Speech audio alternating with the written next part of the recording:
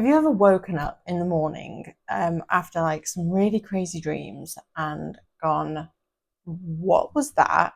And you have this lingering feeling in you. So you might feel anger. One of my all-time favorites is the dream where your current partner like cheats on you or breaks up with you or does something to really annoy you in your dream. And you wake up in the morning and you feel like they've actually done that in real life. Like you have the same emotion that as if they were to actually have hurt you in real life. One of my all-time favorite dreams. But this is like your dreams are so powerful when it comes to going through your shadow work journey, because your dreams are speaking the language of your unconscious mind. Your dreams are kind of like a direct link to your shadow, and they reveal like your hidden fears. They reveal repressed emotion. They reveal hidden desires and potential. And they are so powerful to work with. So your dreams can help you, guide you in integrating your shadow and connecting to yourself, understanding yourself on a deeper level. And what they will do is, like, the more that you go through shadow work, the more you'll notice that your dreams will evolve. So, and if you're going through shadow work at the moment and you're having the same type of dream show up over and over again, same people, same symbols show up over and over again, then you're in a particular part that really needs addressing. So there's a part of your unconscious mind that really needs addressing in that moment. So I want you to start paying attention to your dreams, because they are talking to you. They want to show you. Your unconscious mind is trying to communicate with you. Are you willing to listen? So how your dreams reveal the shadow are through things like recurring dreams, like I just mentioned, and nightmares. So noticing like what the pattern in the dream is, and the pattern or the theme often resembles like a repressed emotion or something that you're like an unconscious part of yourself that you're being asked to bring into the light. Symbolism in dreams. Every dream is an aspect of you. So everything in your dream is a part of you. And something that was really helpful for me when I was beginning to understand this was if you swap the kind of, you're talking about the thing in the dream or a person in the dream, and you go, so let's say I dreamt about my mum and she went shopping and bought an elephant. I dreamt about myself. I went shopping and bought an elephant. Really silly example, but first thing that came to my mind, what does that tell you about my mind? And so you swap the them, understanding that they represent a part of you for you. So that also then takes me to projection in dreams. Every person you dream about is a part of you. It is not them. So you wake up in the morning, you're pissed off at your partner because of what they did in your dream. It's not them. It's a part of you. It's what they represent to you. If you're dreaming about your partner or somebody of the opposite sex, generally means you're inner masculine or feminine, like depending on the context. It gets quite deep and quite complicated, but it's always important to remember it's what the symbolism or the projection, the person, means to you. So on your personal level, and then there's a collective level as well. So last night I dreamt about the moon. So I'm doing a lot of work with the moon at the moment. So it makes sense that I dreamt about the moon. So there's what the moon means to me, and then there's what the moon means on a collective level. So the collective archetype of the moon. And this will help you uncover deeper layers of the shadow. And then the most important part of your dreams are the emotional responses. So how does it make you feel? I was upset and heartbroken that my partner cheated on me in my dream.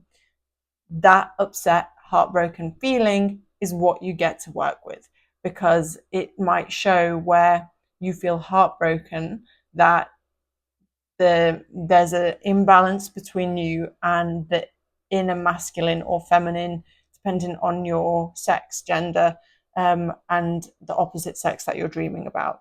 The feeling, so your dreams are never literal, like there's always in symbolism, archetype, kind of a metaphorical language. So it's like a riddle that you get to solve every morning.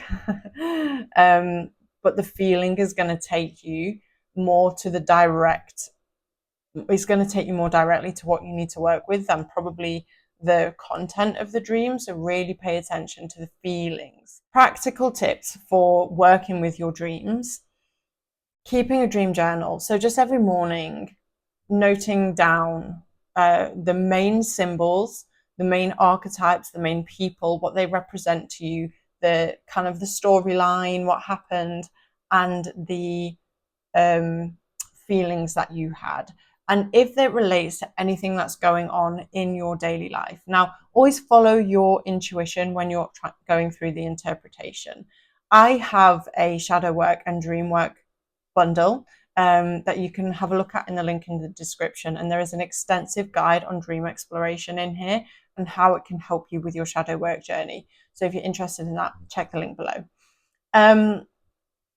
Look for patterns and symbols, and also look for them in your waking life as well, because they're your internal reality. Your external reality is a reflection of your internal reality. If I dreamt about the moon last night, and I'm doing lots of work with the moon at the moment, the moon is going to hold powerful symbolism for me at the moment. So paying attention where images of the moon might show up, or where somebody mentions the moon, like, would mean something to me.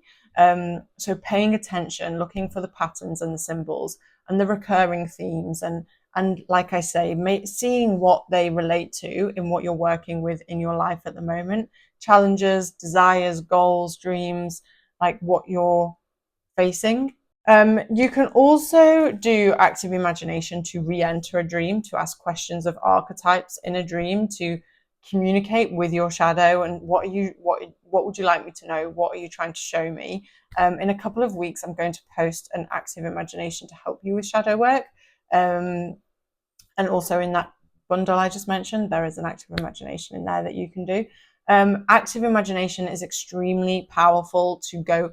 It's a type of visualization, meditation that goes into the subconscious mind, where you can directly speak to aspects of yourself or aspects, archetypes in the collective unconscious to receive wisdom, knowledge, answers that you're seeking. And in these active imaginations, you're also able to transmute emotions, work with emotions, and I guess heal what needs to be healed, or see what needs to be seen. And then before you go to sleep, you can set an intention for your dreams. So you can say, can you help me find answers to this problem? And notice what your dream tells you in the morning, because it will probably guide you to the answers you need, or at least to the next place that you get to look. Like, your whole life becomes a scavenger hunt when you begin to look at life in this way, because it's always giving you the answers you need. Life is always giving you the feedback that you need if you're willing to pay attention, and paying attention to the dreams that you're given, to the symbols that you're shown, to your emotions, to your feelings, to your intuition. Life becomes a beautiful, magical scavenger hunt. And shadow work isn't just about analyzing and interpreting your dreams. We have to take it into the daily life as well. I say this is about meditation. It's not what happens on the mat. It's what you do in how you take it forward in your daily life.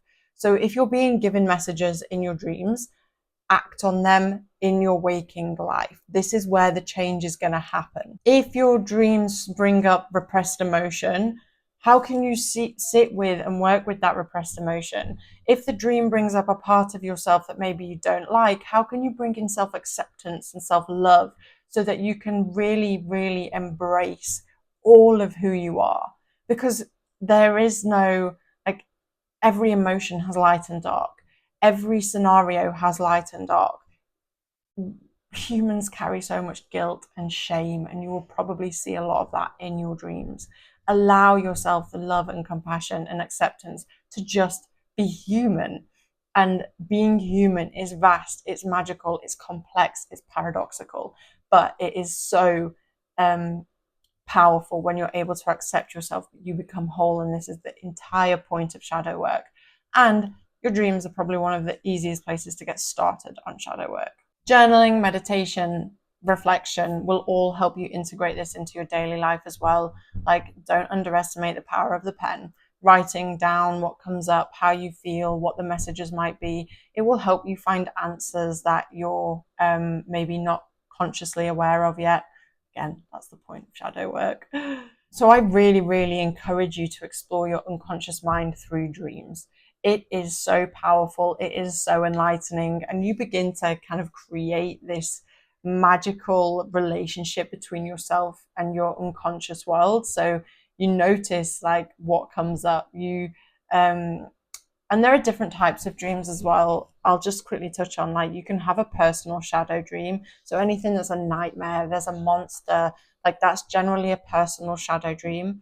But then dreaming about the moon is like a collective symbol. So it was more of a collective dream, so not necessarily a personal dream, because it was more about a group of people that I didn't personally know and the symbol of the moon. So it was very much a kind of spiritual, open, enlightening dream, kind of filled with higher wisdom than it was my personal shadow.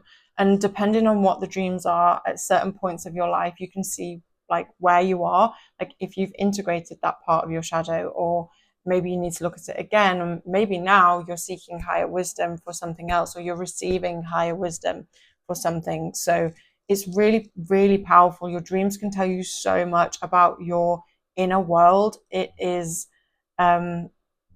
really underrated. People can roll their eyes at like dream work. It's just a dream. No, it's not just a dream. It's a powerful message from your unconscious mind. Are you listening?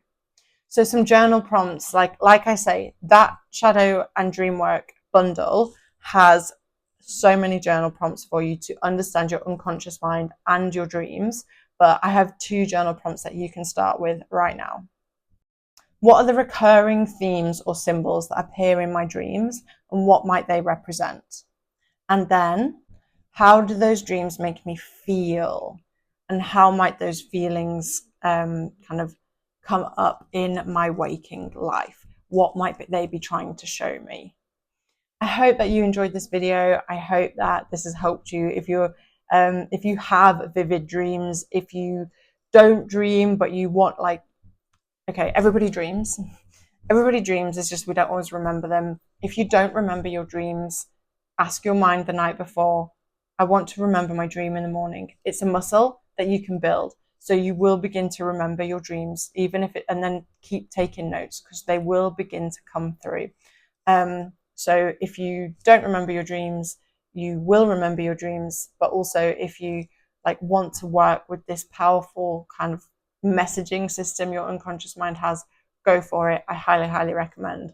And if you want some help with a dream, you can pop it in the chat, in the comments, and I'll try and help you interpret it.